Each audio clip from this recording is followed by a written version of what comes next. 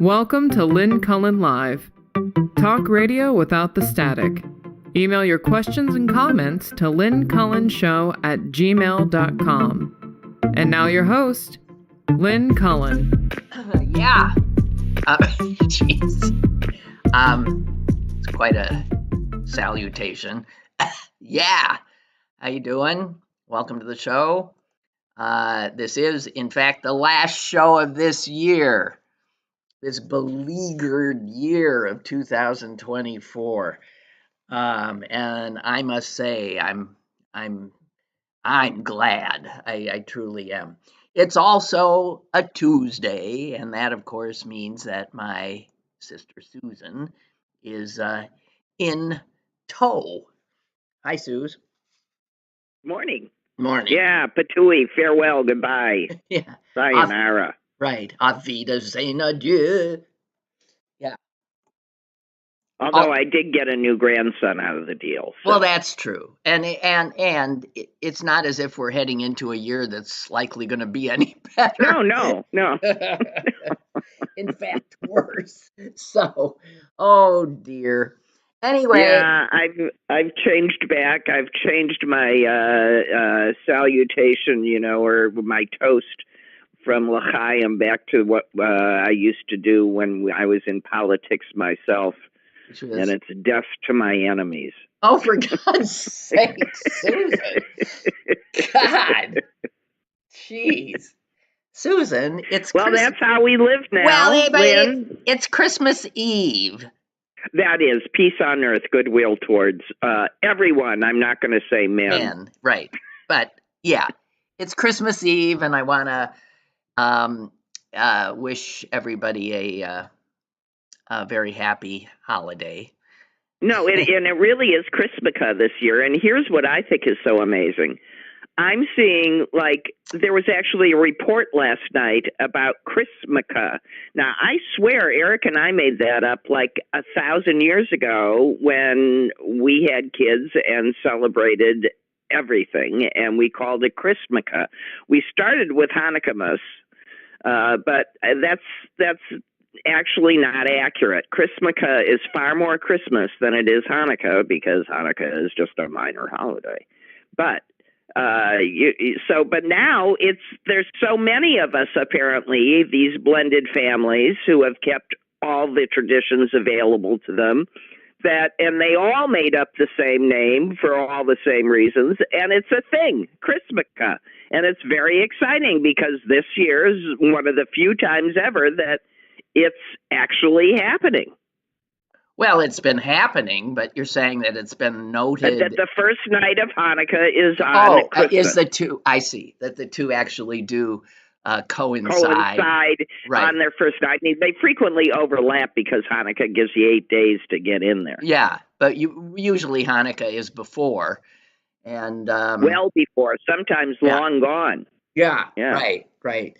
So, yeah.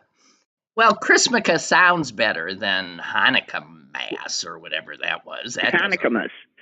Well, that's one of it, but it's also more accurate. I just think it's more accurate. Well, anyway, happy it's whatever. It's a Christmas tree with dreidels on it. Yeah. Okay. I always had a grievance with Jews who had Christmas stuff, but whatever.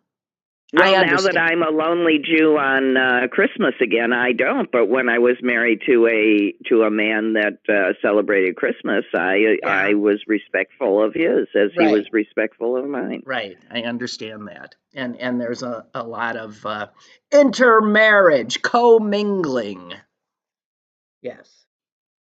Sharing of family traditions. Yeah, I do want to say that in our family, I was the first married, and I set up this thing where we married Catholics.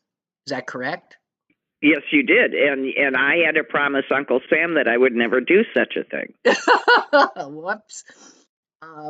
Yeah. Oh, no, he came up to me at my wedding, and he said, "You broke your promise to me." Did you even? I mean, he actually, at my wedding, he said, "You broke your promise to me." And I said, "Uncle Sam, but I didn't." And he said, yes, you did. I said, you made me promise not to do what my sister did, and I didn't. She married an Irish Catholic, and I married a German Catholic. Oh, Susan. Oh, I'm sure he appreciated that. Well, how dare he? But that's what I said. Okay.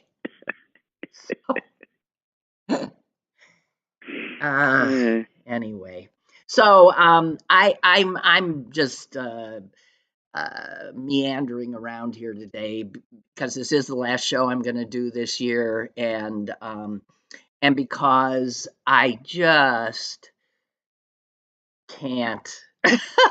There's so much I think we should talk about, and there's so much I just can't quite get it up to do. Hey, I don't know if is American Airlines still canceled? They're still all, what's the word? Snafu. But that's unbelievable. Wow. Well, somebody, you can't help but think that there aren't bad actors in this. I mean, this must be a computer something that is keeping them from knowing what's going on. Well, with usually, their fleet. yes, it is. It's something technical, but the thing is these things are so vulnerable to this kind of who knows what, one person just, with a grievance, and our entire economy now World is at. stop. Yeah. It's nuts. And think of all. Well, that's why we ought to take a good look at our electrical grid. I'm telling you, because we know that it would take nothing to blow it up, and it's just got so many areas where you could take out swaths of the country, and nobody's quite paying enough attention to it. No, we're not. We're always whistling past the graveyard. And the fact is with the new administration coming in, our government will be run by and staffed by total nincompoops and incompetents. So I just can't even imagine. Although Mrs. Musk is getting upset by all of the suggestion that Elon is president. Mrs. Musk is? Yeah, no, I mean Trump. Oh, Trump. Well, that's bound to not. I don't know. I mean, in some ways, he's already making speeches how it can't happen. So, well, in some ways, it's I don't know, and I don't even wanna. I know. It's Christmas Eve. When I started to think about, I once, long time ago, made a list of people who were responsible for Trump's extraordinary and unbelievable rise, and one of the people who often is forgotten, he just appointed, of course, as his special he's making up all these positions, his special envoy to Great Britain, and that is Mark Burnett, who was the guy who came up with the idea of The Apprentice. And it is that program. Without that program, Donald Trump would not be president. People think of all the places that we have to apologize to because of the dregs that he's sending to them. Now there's Well, there's what's her name to Greece as the ambassador. To Greece. Well, it's just one after another. It's one after another. I also saw another recent appointee, and I don't know this guy, but I see by reading about it that he's like, this is for the Department of Defense, and we still don't know if, the Fox weekend anchor is going to end up running the Defense Department, and his odds are getting greater. But Trump has nominated now a billionaire, a hedge fund billionaire, to be like the second guy at the Pentagon. I mean, what?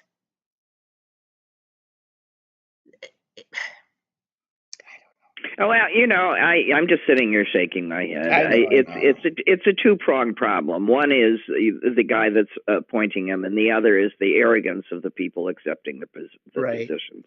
I mean, I was with friends last night, and one of them said, "I just don't get how they think this is going to succeed ultimately, because if you put all of these total incompetents in charge, nothing's going to, work." And I said, "But Well, don't you think that's Putin's plan? That's the idea, to destroy Yeah. government, and then, but what the person was suggesting is,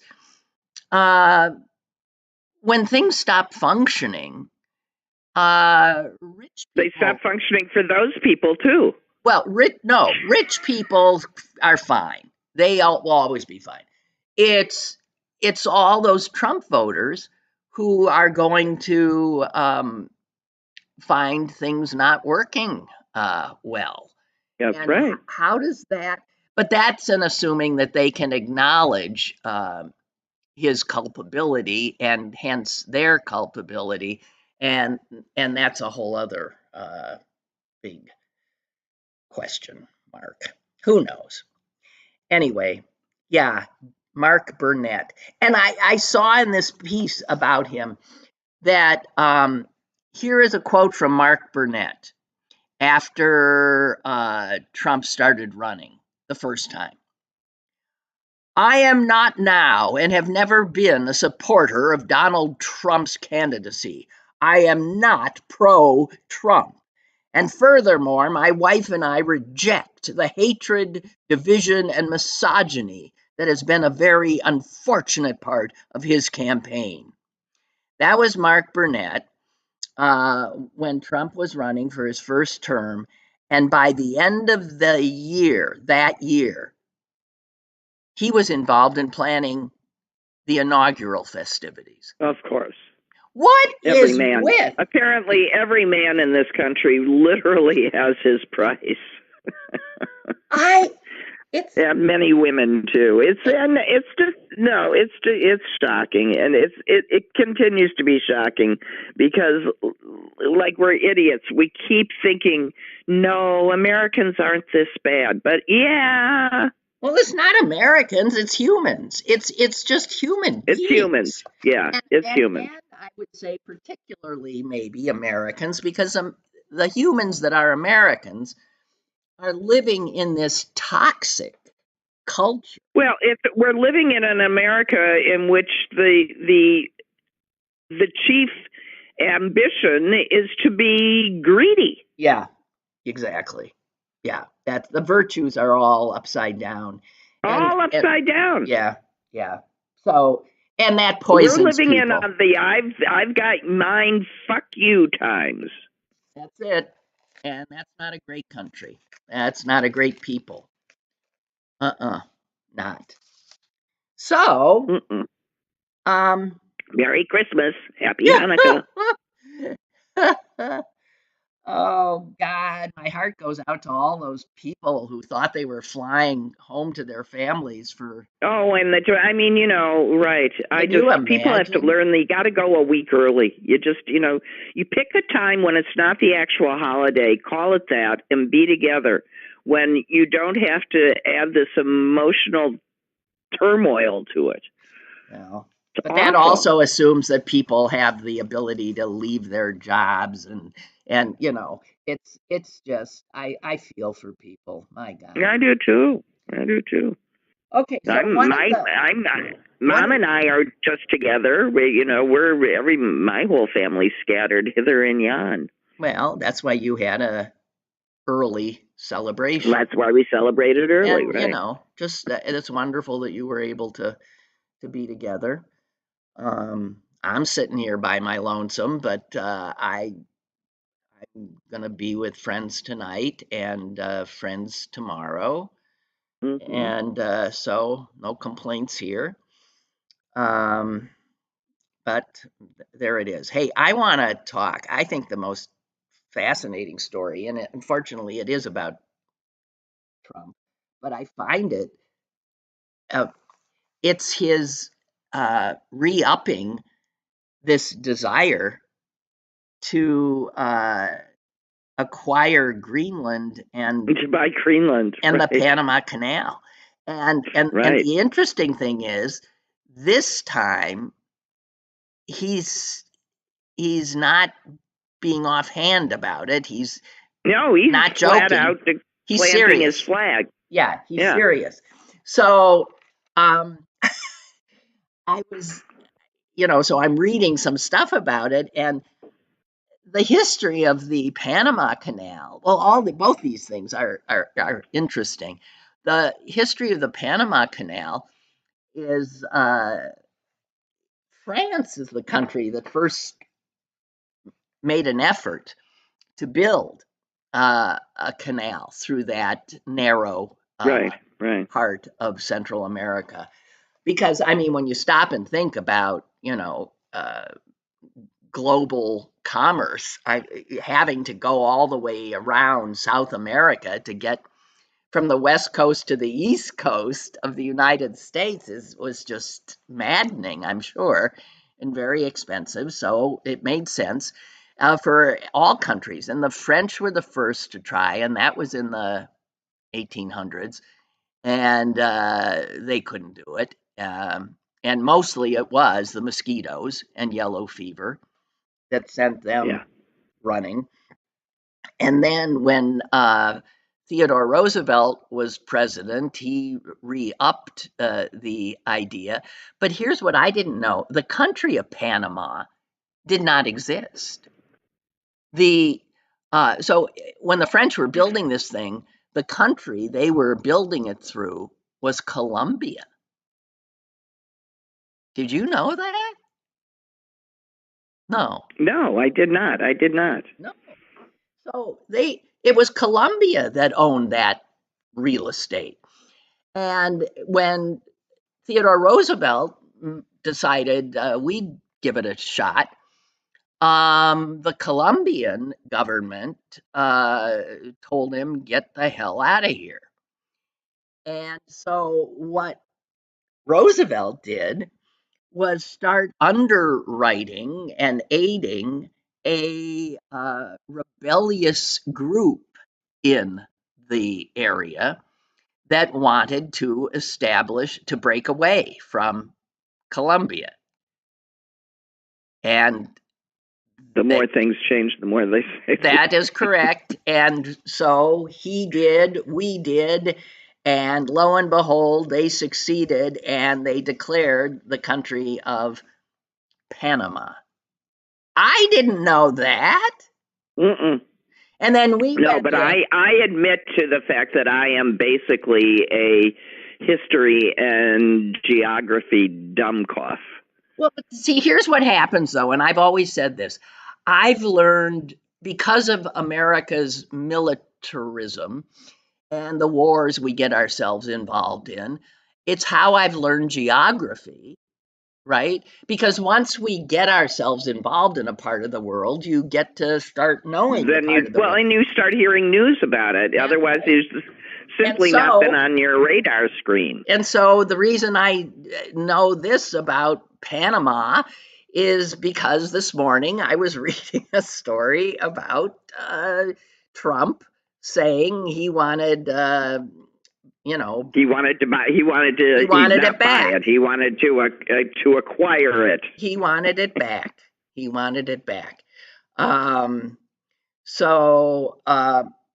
And the reason, by the way, we did own it.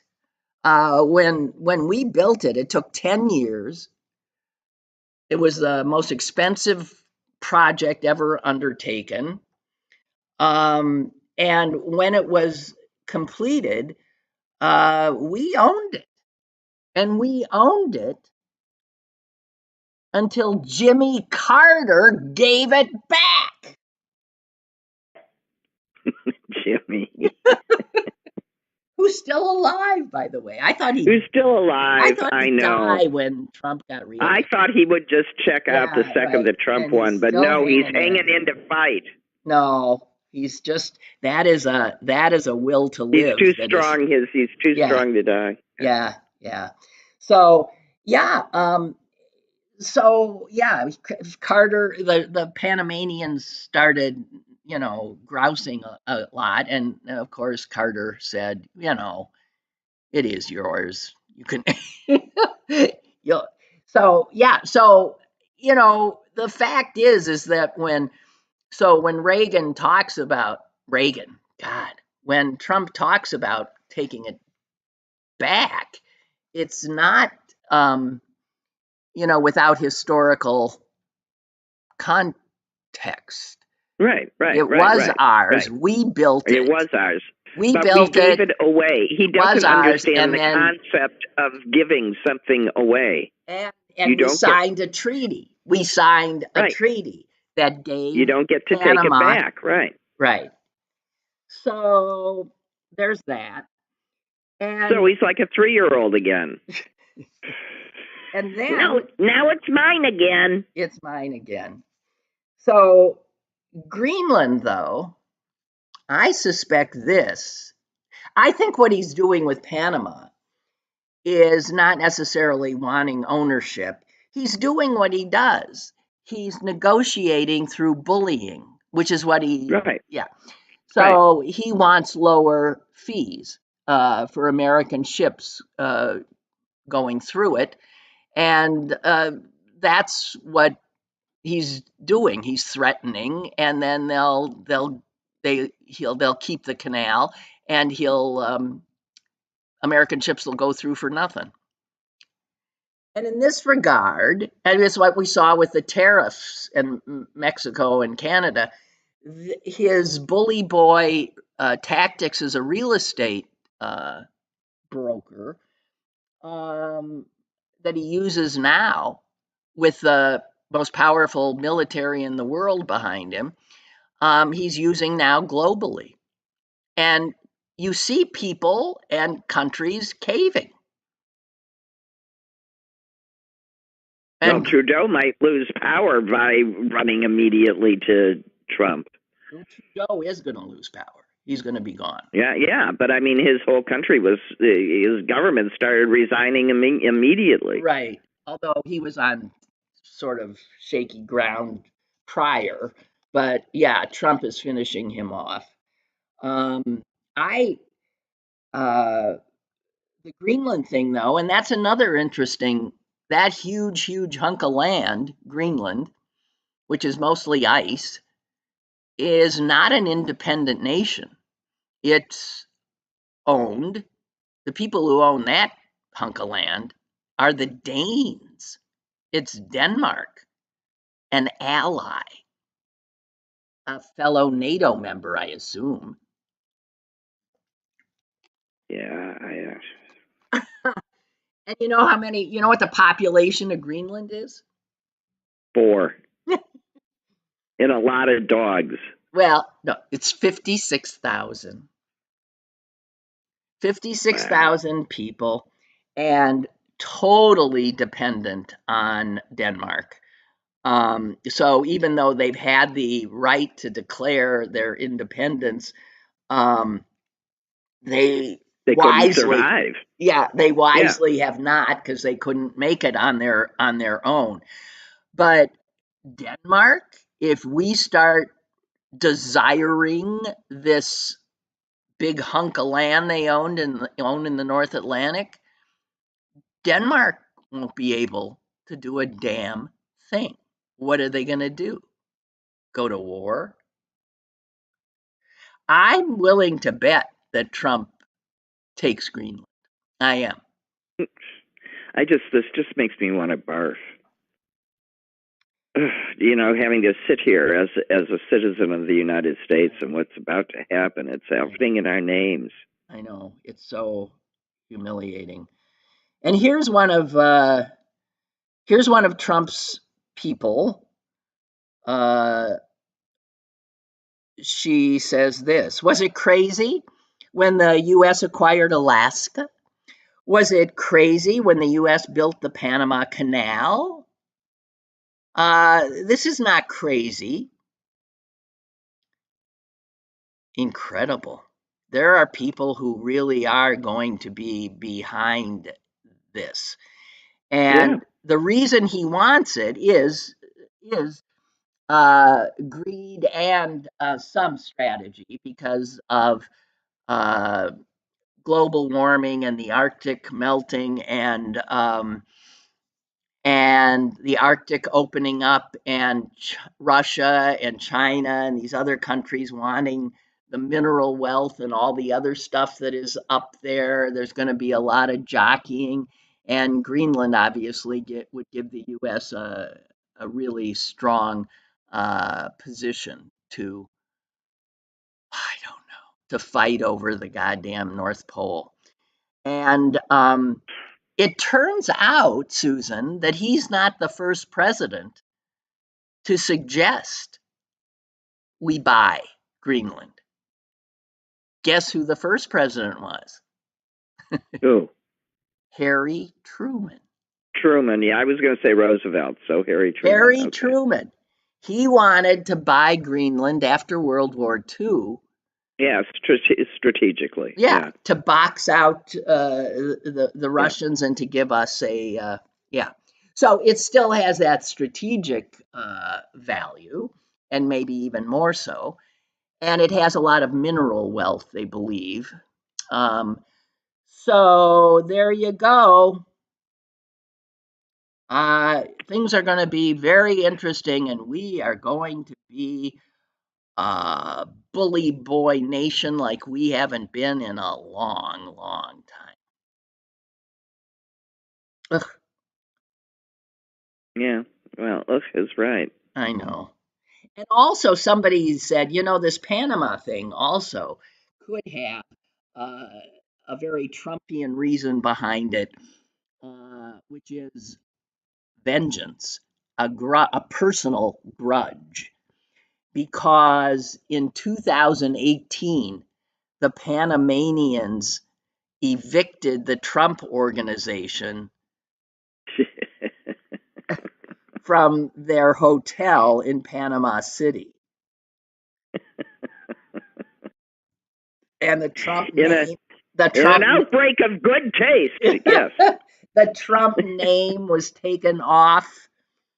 Right, I remember that. The building, yeah. I don't, and they had a contract to manage the building, and there was a legal battle between the owners of the property and the Trump family, and the Panamanian government sided with the other party and told the Trumps, you're out of here. And that to me sounds like something that would well, it started, it started that whole thing of people living in Trump branded places not wanting his name on it. Well, it was. Well, I don't know if that did. I mean, that had it was in that roots. time when that was all happening. It was happening in Chicago with the Trump building in Chicago. It was happening on all these things. Because people were seeing the value of their properties therein tumble because of his shenanigans. Yeah. Oh boy. Okay, so let's see. What other happy stuff can we talk about? Did you hear that Denzel Washington became a minister? Yes. I think that's sort of interesting. Well, he's an interesting man. He is. He's a very serious man, and he's a very bright man. And yeah, he must be a religious man on top of it. Interesting guy. Yeah. Hell of an actor. Yeah. Denzel. And his two sons are in it now. They're on Broadway, I think. Well, no, they were, but now they've made the movie. He's promised to. Oh, they made the movie all of August yeah, Wilson, the piano lesson. Wilson stuff, yeah. The piano lesson, and I've seen it. It's not the greatest, but it's fine, and he's going to do the entire what's called the Pittsburgh cycle of all of Wilson's plays. He wants to bring them to a larger audience. Good for him. Good for him. Yeah. He's a serious man. Yeah, I agree. Yeah. So one thing I saw that I found interesting. This was about the drone hysteria, the UFO hysteria in New Jersey right and in Eastern New Jersey, Seaboard. right. Yeah, right. That people are looking up and seeing stuff, and I don't think the government's done a particularly good job of responding. But it does. Somebody wrote. Where can I find it? Do you think? Somebody who is a drone enthusiast wrote a piece about, hey guys, hey guys, you think this is bad? The skies are going to become so crowded, it'll be hard to even imagine. All those Amazon trucks, they're going to just be dropping well, stuff there'll on your be lawn. drones, there'll be drones for everything. There already are, and there are so many. There are people who have them for fun. There are photographers who have them. News stations have them. Police authorities have them.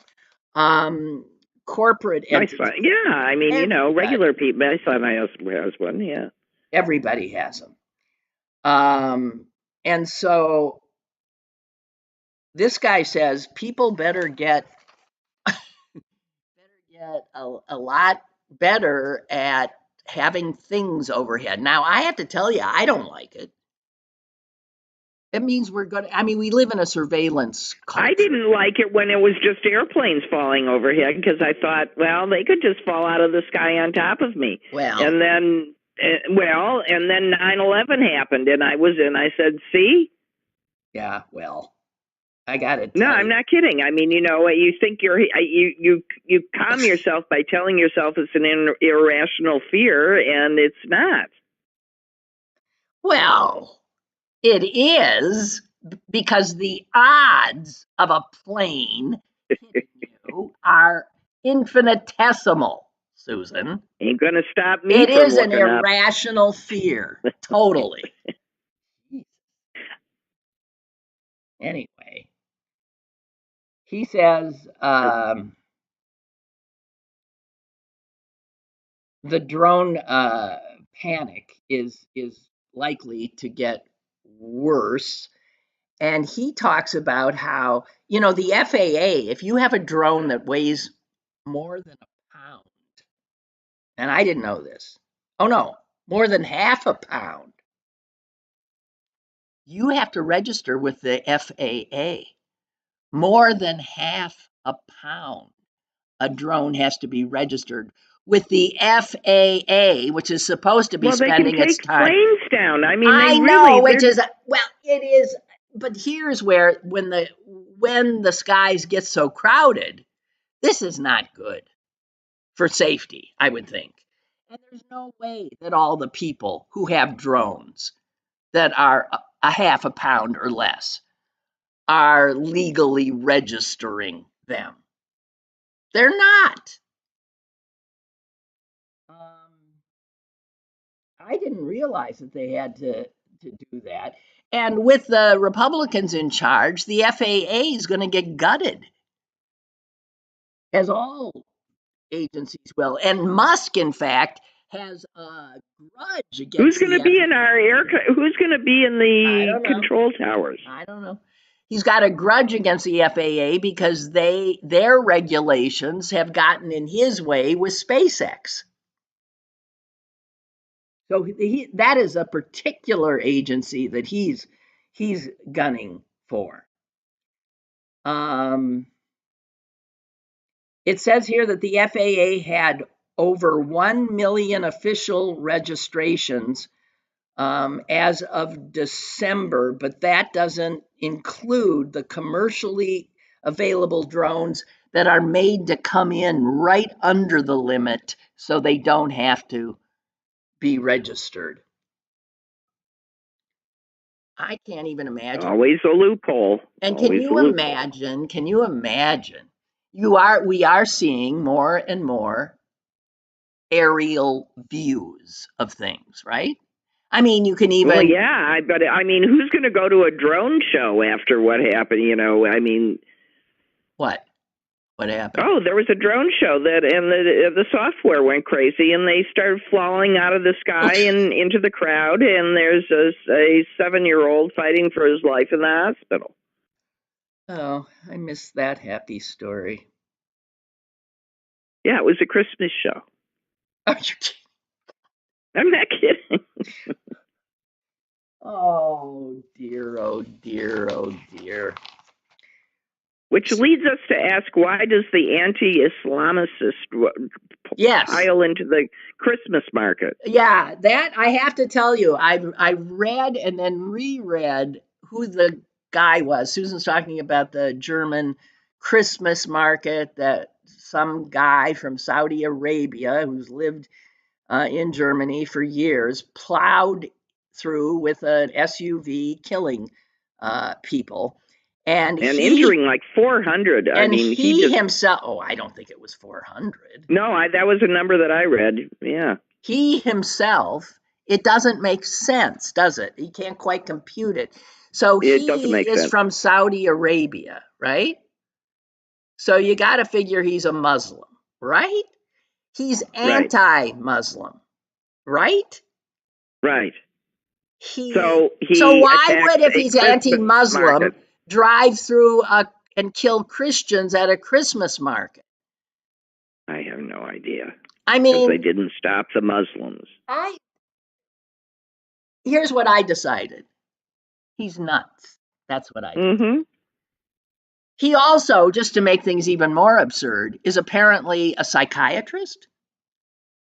Right, I know. I was, when I read that part, I was going, because it was like, for a few years there, he practiced psychiatry. I'm going, no, wait a minute, that's not how that works. You don't just And I'm wondering if they used the word psychiatrist when they meant, therapist or psychologist. Well, who knows? The whole story just is makes no sense. Incomprehensible. But I did see video, and here again, I was talking yesterday about anything we see now, you can't necessarily believe because it could be, AI, a fake. AI generated. But it was a Christmas market in Germany, in another city. These things are held outdoors, with booths all over the place, and a whole bunch of Muslim men, wearing various kinds of, I don't know, I mean, looking extremely intimidating and aggressive, marched through one of these Christmas markets. And it was obviously just an attempt to, I don't know, to frighten, to terrorize. Yeah. And I'm thinking, again, how many horrible people are there in this world? And they come in all shapes and sizes. They come in all religions. They come in all colors. I'm so sick of the horrible people. And there's so many good people, but good people, they aren't the most, they don't have the largest impact, it seems. No. The bad guy. Always. Incredible. Anyway, the guy with the drone said this, and I think he's so right. Examining the earth from the heavens has always captivated human imagination. And now having the technology to do so is going to be wildly popular. And the price of these drones is going to plummet in the next few years. And well, they aren't very expensive now. I mean, a little drone that just holds a camera, that is so that you can do that. You send it aloft and you take pictures. Those things are not expensive, and just every Tom, Dick, and Harry has one. Everybody's going to have one. And he says the drone age is upon us, and the skies are going to get a lot more crowded. And there's no doubt about that. Mhm. So just saying, another way that the world is changing that you may or If may. you thought you didn't like mosquitoes or bats, wait until the drones are. Well, they'll be looking in your windows. It'll be like Of little course. bugs outside. Which reminds me, that actually happened to me in New York back in the late 70s when Eric and I first moved there, and our first apartment was on the 26th floor of the resident housing for Columbia Presbyterian Hospital, and it was right at the foot of the George Washington Bridge, so I was on the 26th floor in a bay window overlooking the Hudson River, and it was a brownout. And so there was no air conditioning, and my husband was on call at the psychiatric hospital, and I'm sitting on the 26th floor with no power. And and it was the 4th of July. I forgot about that, but no one can see in my window because there's no buildings there. So and it's hot now, so I'm just sitting in my window in my underwear, and I look outside, and there's a helicopter like right next to me. Whoops. Well, you're still anonymous. You're just yeah, it didn't stop me from rolling off the bench. Oh man! Here's the good news. I was in my ultraviolet stage, so whatever they saw, it was pretty good looking at that point. Well, honest to Pete, but really, they weren't coming to specifically to look at you. No, but he did wave. He did. So we did lock eyes. Oh my God! Oh God! And it's also why I won't live that high up in a high rise. When I got to Chicago and I was looking for places, and I instructed my real estate agent that I wouldn't live in anything above 10 stories, and that was pushing it. And finally she asked me why, and I said, because I've been in enough power outages on the 26th floor to know that I don't like walking up and down 26 stories, which I've done plenty of times. Susan, I'm sorry, I just looked at the chat, and Barbara tells us that the American Airlines thing is lifted, that they're back up. Good. And their explanation is a vendor technology issue. Who knows? Well, that's good. Well, they couldn't get alcohol on the airplane. They should have flown without it. I don't think that was. I'm sure a vendor. I'm sure having to do with who the hell knows. And Milton says, speaking of drones, Elon Musk's brother Kimball now owns the largest privately owned drone fleet. It's called Nova Sky Stories, and it is a drone entertainment company. And God save us from the Musks. Oh, where did you see Senator Rand Paul? Yick, puke, fat. Senator Rand Paul has. I haven't thought about him in so long. There's been so many others. Yeah, I know, so many other horrible humans. Has suggested that Elon Musk be the Speaker of the House. Oh yeah, that's old news. That's old news. Yeah. Well, there you go. But I'm telling you, who knew? That's another factoid that you don't have to be a member of Congress to be Speaker. And I guess you don't have to be well, he is an elected official. Yeah, you don't have to be an elected official. Who made these rules? Founding fathers. Hey, speaking of the founding fathers, I did read today that 2 of our founding fathers did collect pornography. Well, I'm not surprised by that. Yeah, but I guessed one of them correctly. The other, Jefferson. Jefferson is correct. And And no. God, well, no, she wouldn't allow that. No. Madison? No. Who's the randy old guy that I love so much? Oh, Ben Franklin. Of course. Oh, yeah, I wasn't even thinking of him. I was thinking of presidents as opposed to founding fathers. Jefferson. No, absolutely. Yeah, Jefferson yeah. and Franklin. Well, so that shows that our history was taught pretty accurately. If out of all the facts that we knew about all those people, we could immediately tell you the collective pornography. even though that was not in the fact subset that they gave us. No. And I didn't read the whole article. It was something about, I don't know who. Oh, Susan, I've got all of these scraps of paper here that, haven't, and I'm trying to. That you're just looking at. Did you see how the University of Michigan student body president and vice president got impeached and thrown out Monday night? Oh, good. Well, it's funny, they were elected to withhold student organizational funds until the university divested, in Israel. Yeah.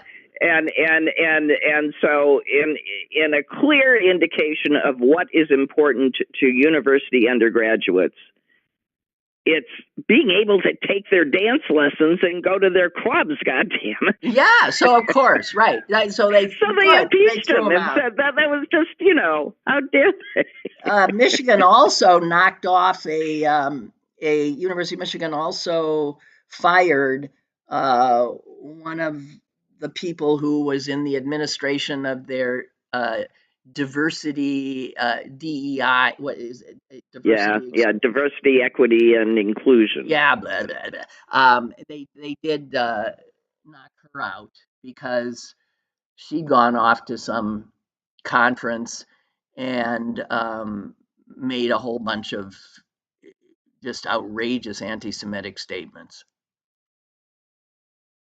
about how Jews should not come into the purview of equity and inclusion. Yeah, everybody. Yeah, they're all rich. We should not be a protected class. Yeah, exactly. Yeah. They're all. This is beyond fucking belief. Anyway, so there was this story. I'm gonna get off that for a second. Although I do want to say this before I go on to something else, and that is that I have. The weekly paper here for the Jewish community, the Jewish Chronicle. I served on its board. I was also once president of the board, which terrified me. And I continue to get it. And so I have a long history with it.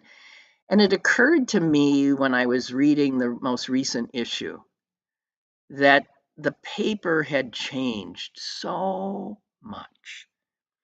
Because when I was more active in it, it was a paper that was full of, all sorts of interesting things. Happy New. No, it was, the Hadassah ladies over at this synagogue did that, and and it was just, it was community news. That's what it was intended to be, and it still is community news, but it's almost all about attacks on Jews. Mm-hmm. And I mean, it's mind blowing. And so many of the stories in it, I don't think get picked up by mainstream media. It's considered just of interest to the Jews.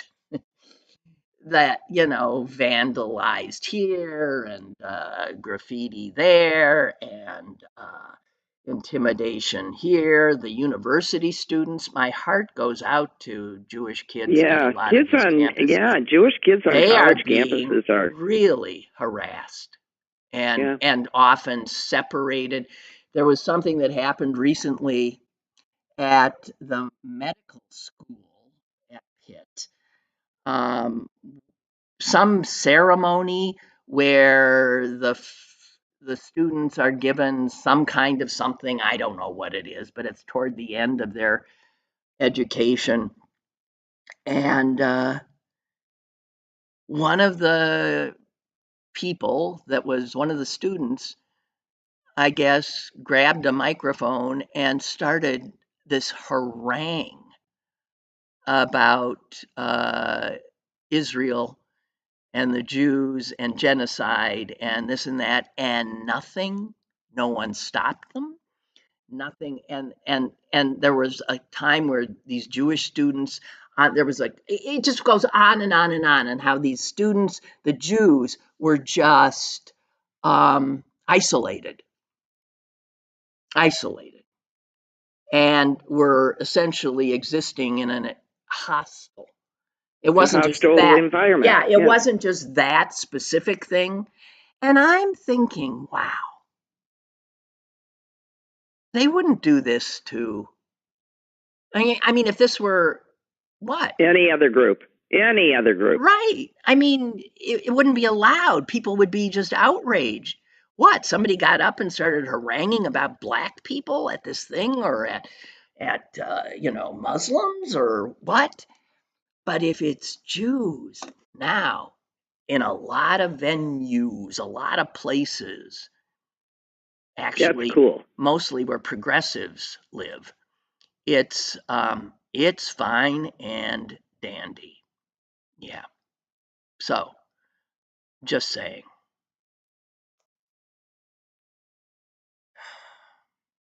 Here's something else. Botox. Baby Botox, Susan. Baby Botox? Well, that's what it's called. This is from the New York Times. The number of Americans aged 19 and under who got injections of Botox rose. Oh, for crying out loud. Rose 75% from 2019 to 2022, and then rose again in 2023. Those are the most recent numbers. And a dermatologist is quoted as saying, "There's no age that's too early." Oh, for heaven's sakes. Of course not. I can make money off of anybody. Do you believe that? Here's my advice. If you want to freeze your face, go have a stroke.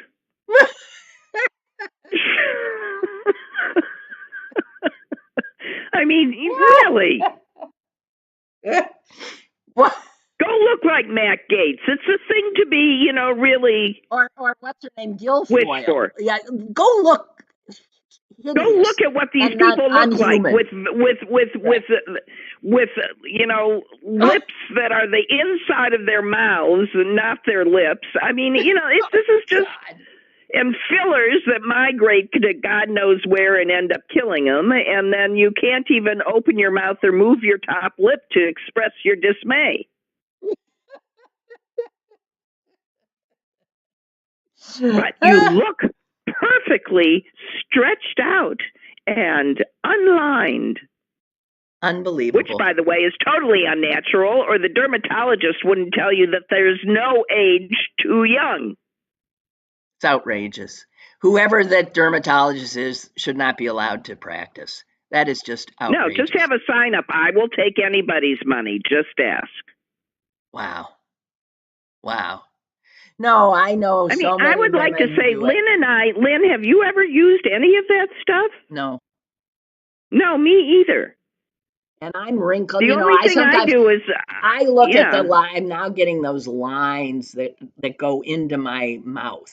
You know what I mean? Oh, I've had them forever. Well, I hate them, and even putting on lip liner, if I ever do, on occasion, it's like it's hard because these sort of, it's not straight. You got fissures in your upper lip, and I think, oh, geez, But No, this is why I stopped wearing makeup, Lynn, yeah, because well, the I pretty wrinkles much got in the have. way. I pretty much have. I feel, um, I look at myself and I'm astonished sometimes at all the lines. It never occurs to me to do that because Okay, and here's the thing, Lynn. I'm just going to tell you straight out. You look absolutely beautiful. There is absolutely nobody that wouldn't choose to look like you. So I don't know. well, thank you very much. No, I I'm do. serious about that. Yeah, I I don't don't. know why people think that an older woman can't be beautiful just the way she is, like our mother. Exactly. A wrinkled woman can be beautiful. As a matter of fact, the other day I was leaving a house and there was a old woman there who was beautiful. She was not 90 something, and I just was so taken by her. And I, wished her a good night and I said, "You are so beautiful." And older women don't hear that enough, and they should. They should, because our culture doesn't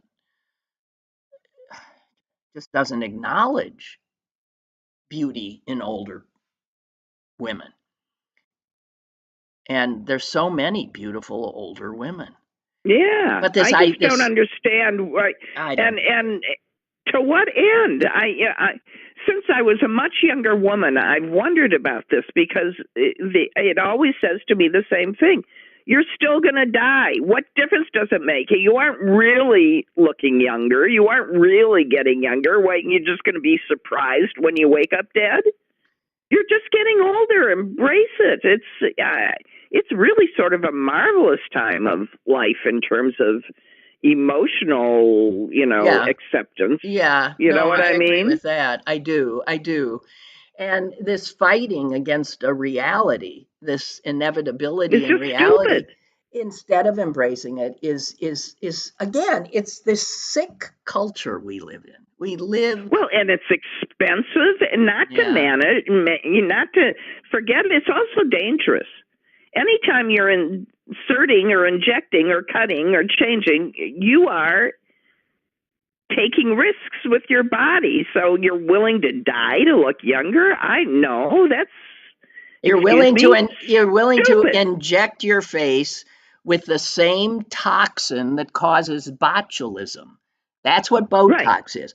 Okay, you put it in your face, and then you think you look Yeah. better. Oh, Susan, look, here's another quote from a different dermatologist in this article. I'm conservative by nature. So for Botox, I usually say late 20s at the earliest. Oh, for heaven's sake.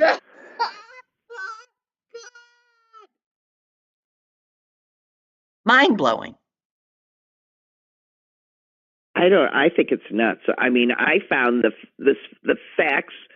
I saw the signs of physical maturity on my face as as a passageway to a part of life that I'd been looking forward to when I wasn't so stressed and wondering who I was going to turn out to be and whether I was going to be okay. At a certain point, It's like you gotta. emblematic. You look at yourself as a matured person, and it says, Yeah. "I've been around, I've lived, I'm And I wiser than I survived was." whatever got Yeah, thrown at me, and look, I'm right, still here. It's not right. so bad. Instead of this shallow, stupid attempt to hang on to this, to what, youth, when there's something so bizarre about yeah, old people not looking their age. There's something bizarre about them, I think, personally. Well, it's just the artifice of it. I mean, I feel the same way, about the religious women who shouldn't show their hair, so they put on a wig. I mean, it's just that doesn't make any sense to me.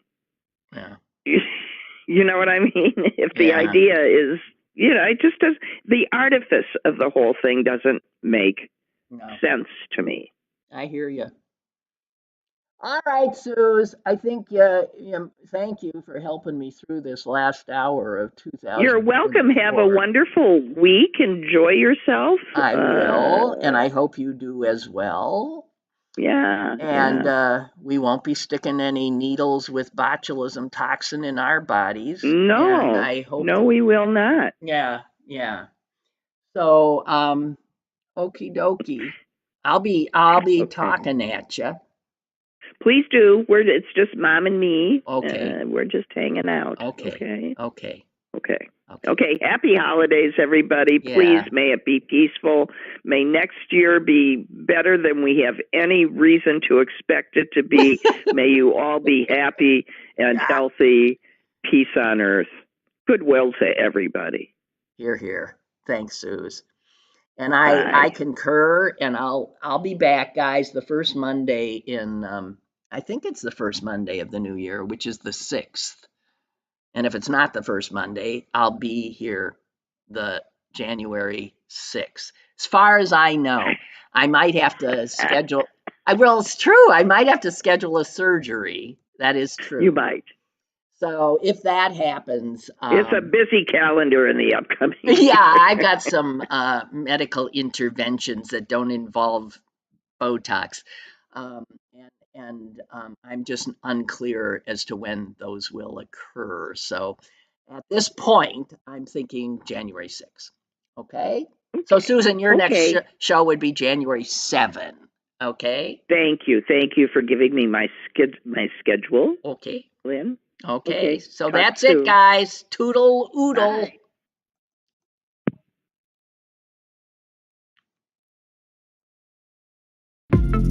Lynn Cullen Live, Monday through Thursday from 10 a.m. to 11 a.m.